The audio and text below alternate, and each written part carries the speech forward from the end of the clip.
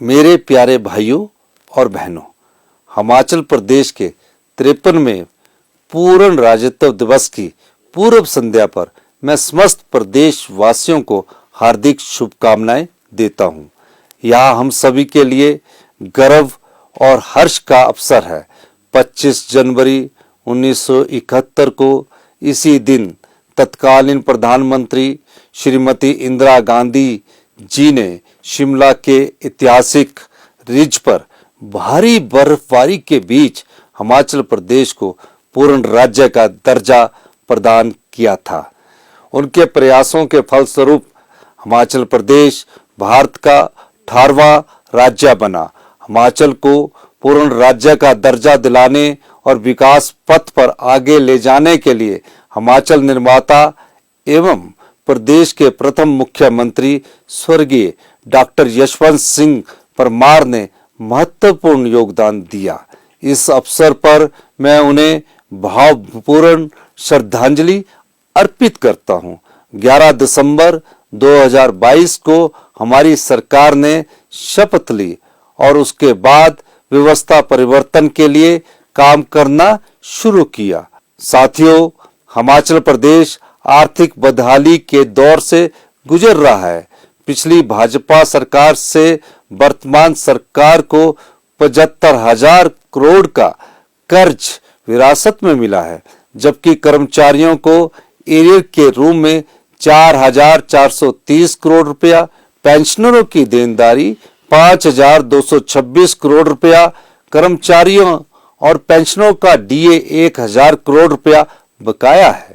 इसके अलावा पिछली सरकार ने अंतिम 9 महीनों में बिना बजट का प्रावधान किए 900 संस्थान खोले व अपग्रेड किए, जिससे प्रदेश पर 5,000 करोड़ रुपए का आर्थिक बोझ पड़ा। एनपीएस का लगभग 8,000 करोड़ रुपया केंद्र सरकार के पास फंसा है। इसके बावजूद प्रदेश सरकार ने पुरानी पेंशन देने का वादा पूरा किया है। इस निर्णय से राज्य के लगभग 1,36,000 एनपीएस कर्मचारियों को लाभ मिलेगा। पुरानी पेंशन देने का प्रदेश सरकार का यह कोई राजनीतिक फैसला नहीं है। हमारा इरादा है कि सरकारी अधिकारी कर्मचारियों के आत्मसम्मान की रक्षा हो तथा उन्हें सामाजिक सुरक्षा मिले, क्योंकि जिन्होंने प्रदेश की विकास की गाथा लिखी है, हम कर्मचारियों को, डीए और पेंशन भोगियों को उनके लाभ प्रदान करने के लिए वचनबद्ध है। सरकारी अधिकारियों और कर्मचारियों की प्रदेश के विकास में महत्वपूर्ण भूमिका रहती है। मैं सभी के बहुमूल्य योगदान की सराहना करता हूं। आज के इस शुभ अवसर पर मैं सभी सरकारी कर्मचारियों, भाइयों व बहनों से कहना चाहता हूं कि आप अंतिम पंक्ति में खड़े प्रत्येक पात्र व्यक्ति तक पहुंचे जिन्हें अभी तक सरकारी योजनाओं का लाभ नहीं मिला है। मैंने व्यक्तिगत जीवन में संघर्ष देखा है, इसलिए आम आदमी की समस्याओं से भली भांति परिचित हूं। उनकी समस्याओं को सुलझाने के लिए सरकार धरातल पर काम करेगी। कर्जे के भारी बोझ के बावजूद प्रदेश सरकार अपने सभी वादों को पूरा करने के लिए दृढ़ता के साथ काम कर रही है। इसके लिए कुछ कड़े फैसले लेने की आवश्यकता है। मैं आपको पूरा विश्वास दिलाता हूं कि आने वाले 4 वर्षों में हम प्रदेश की अर्थव्यवस्था को पटरी पर लाएंगे। इसमें आप सभी के सहयोग की आवश्यकता है। मैं कहना चाहता हूं कि वर्तमान सरकार अपने सभी वादों को पूरा करेगी। मैं कहता आया हूं कि हम सत्ता में सुख के लिए नहीं बल्कि व्यवस्था परिवर्तन के लिए आए हैं। व्यवस्था परिवर्तन रातों रात नहीं हो सकता। भ्रष्टाचार के प्रति वर्तमान सरकार की जीरो टॉलरेंस की नीति है। सत्ता संभालते ही हमने भ्रष्टाचार के खात्मे के लिए कदम उठाने आरंभ कर दिए हैं। परीक्षाओं के प्रश्न पत्र लीक होने के मामले में हिमाचल प्रदेश कर्मचारी चयन आयोग हमीरपुर का कामकाज निलंबित किया जा चुका है और हम योग्यता के आधार पर ही निष्पक्ष और पारदर्शी तरीके से चयन किया जाएगा। वर्तमान सरकार के गठन को अभी 44 दिन का समय ही हुआ है। हमने अपनी प्रतिबद्धता के अनुरूप कार्य करने का प्रयास किया है। हमने जरूरतमंदों के लिए 101 करोड़ रुपए का मुख्यमंत्री सुख आश्रय सहायता कोष स्थापित किया है। सरकार ने यह कदम करुणा के लिए नहीं बल्कि उनका अधिकार प्रदान करने के लिए उठाया है। मैंने अपना पूरा वेतन और कांग्रेस के सभी विधायकों ने 1-1 लाख रुपया इस कोष में अंशदान किया है। IIT, AIIMS, IIM, IIIT, polytechnic, ITI, BSc nursing जैसे संस्थानों में दाखिला पाने वाले जरूरतमंद बच्चों की शिक्षा का पूरा खर्च सरकार उठाएगी। उन्हें जेब खर्च के रूप में 4,000 रुपया भी मासिक दिया जाएगा। प्रदेश सरकार वृद्धाश्रम, आश्रय गृह में रहने वाले बच्चों के लिए माता और पिता की भूमिका निभाएगी। सरकार एकल महिलाओं एवं विशेष बच्चों को 10,000 रुपया प्रति व्यक्ति प्रति वर्ष वस्त्र अनुदान प्रदान करेगी। बाल संरक्षण संस्थानों, वृद्ध आश्रमों, नारी सेवा सदनों, शक्ति सदन और विशेष गृहों में रहने वालों को लोहड़ी, मकर संक्रांति, होली, दीपावली और अन्य त्योहार मनाने के लिए प्रति व्यक्ति 500 रुपये का फेस्टिवल अलाउंस भी प्रदान कर रही है। वर्तमान सरकार के छोटे से कार्यकाल में हमने व्यवस्था परिवर्तन की ओर अनेक कदम उठाए हैं। सरकारी टेंडर अवार्ड करने की समय सीमा को 60 दिन से कम करके 20 दिन कर दिया है। इससे विकास कार्यों में तेजी आएगी और भ्रष्टाचार खत्म करने में मदद मिलेगी।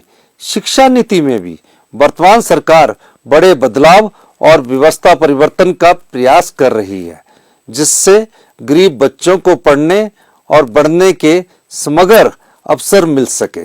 प्रत्येक विधानसभा क्षेत्र में Rajiv Gandhi model day boarding school चरणबद्ध तरीके से खोले जाएंगे। युवाओं को रोजगार मिले, इसके लिए नई तकनीकी कोर्स जैसे कि robotics, blockchain technology, cyber security, cloud computing, data science, artificial intelligence और machine learning course polytechnic, ITI और इंजीनियरिंग कॉलेज में शुरू किए जाएंगे। सरकार ने इस पर काम करना शुरू कर दिया है। सरकार नई रोजगार नीति भी लाने जा रही है। भाइयों और बहनों, पर्यटन हमारी आर्थिक के मुख्य जरिया है। प्राकृतिक, ग्रामीण, बागवानी, साहसिक तथा धार्मिक पर्यटन पर विशेष ध्यान दिया जाएगा।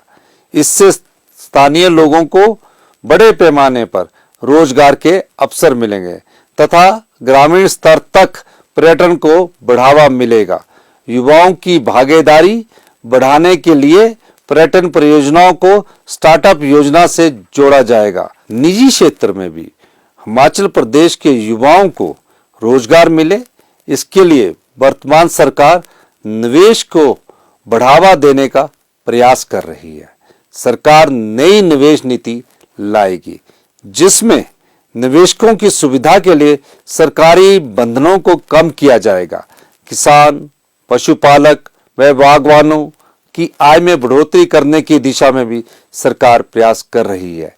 इसके लिए अधिकारियों को दिशा निर्देश दे दिए गए हैं। हिमाचल प्रदेश को फल राज्य के रूप में जाना जाता है। हमारी सरकार का संकल्प है कि कृषि और बागवानी के महत्व के दृष्टिगत किसानों और बागवानों के फलों की कीमत तय करने से उनकी भागीदारी सुनिश्चित की जाएगी।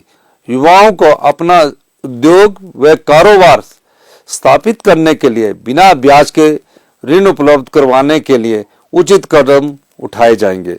हमारी सरकार ने प्रदेश के वातावरण को संरक्षित रखने के लिए जल विद्युत, हाइड्रोजन और सौर ऊर्जा का दोहन करने तथा हिमाचल प्रदेश को वर्ष 2025 तक देश का पहला हरित ऊर्जा राज्य बनाने का लक्ष्य निर्धारित किया है। प्रदेश में हरित उत्पादों को बढ़ावा दिया जाएगा, जिससे निर्यात में बढ़ोतरी होगी। सरकार आगामी वित्तीय वर्ष में 500 मेगावाट तक की सौर परियोजनाएं स्थापित करेगी। प्रदेश सरकार ने राज्य में ग्रीन एनर्जी को बढ़ावा देने का निर्णय भी किया है। इसके लिए इलेक्ट्रिक वाहनों को प्रोत्साहन दिया जाएगा। प्रदेश सरकार ने इलेक्ट्रिकल वाहनों को चरणबद्ध तरीके से बढ़ावा देने का निर्णय किया है। प्रिय प्रदेशवासियों, प्रदेश के हेल्थ इंस्टीट्यूशंस में जनता को श्रेष्ठ स्वास्थ्य सुविधाएं उपलब्ध करवाई जाएगी, ताकि लोगों को अपने गंभीर रोगों के उपचार के लिए बाहरी राज्यों या प्राइवेट हॉस्पिटल्स का सहारा लेने की आवश्यकता नहीं रहे। आईजीएमसी, टांडा और हमीरपुर मेडिकल कॉलेज में रोबोटिक सर्जरी की सुविधा दी जाएगी। मेडिकल स्टाफ की भर्ती भी की जाएगी। मैं आशा करता हूं कि हमारी सरकार को आप सभी का सक्रिय तथा रचनात्मक सहयोग प्राप्त होगा, जिससे हमारे सुंदर प्रदेश में उन्नति और विकास का मार्ग प्रशस्त होगा। पूर्ण राज्यत्व के अवसर पर मैं एक बार पुनः आप सभी को शुभकामनाएं देता हूं तथा प्रदेश व आपके उज्जवल भविष्य की कामना करता हूं। मैं एक बार फिर दोहराना चाहता हूं, हम सत्ता के लिए नहीं बल्कि व्यवस्था परिवर्तन के लिए आए हैं, जिसमें आप सभी का सहयोग जरूरी है। जय हिंद, जय हिमाचल।